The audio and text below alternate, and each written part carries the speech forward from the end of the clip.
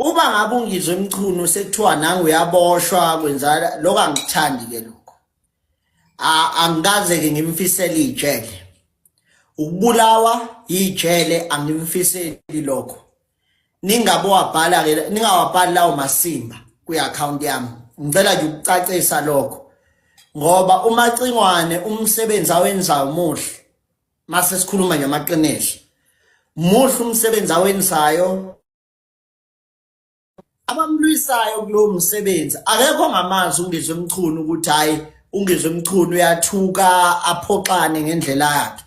Kodwa phela nawe ma-attack ngendlela efanayo musa ke manje ukusebenzisa amaphoyisa na hayi lokho ke bafowethu ningangifaki ke lapho angimnyanyi ke into that level yabona. Ungizwe emchunu mina ngiyohlezi ngidonsana naye ngokudonsana nje lapho nalapho kodwa hayi ukuthi ngimfisela amajele 1 hayi ukuthi ngimfisela ukubulawa number 2 lokho nje ku2 angikufisi phe kwaMacingwane.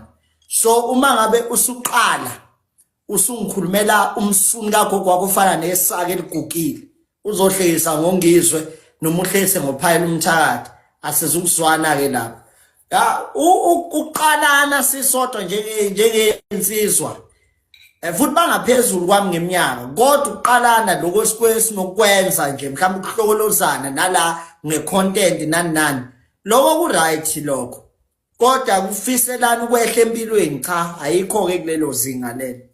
Nina ke uma ngabe nilenhliziyo ukuthi nikhanda ama fake account nize la nizovula lo msuno ogogweni ogugile nikhulume ngongizwe ngokuboshwa kwakhe. Angijabulanga nje ngoba kukhishwe lesa sinqumo sika 10 days kuthiwa kuboshwa ungizwe. Hayi lokho bafowethu akwehlanga kahle kimi. Angifuni ukukhuluma amanga akwehlanga kahle kimi. Fana nale nkulumo lethulwe uThula Sizwe Buthelezi lo reverend wenu lo. Amasimbi inkulumo ayikhulumile uma ngabe ekhuluma kabi kangaka akhethe iphele emasini bengimbuka nje ukuthi be attack ungizwe indirect attack yena nofela emntwini ethi kunabantu aba excluded laba bavele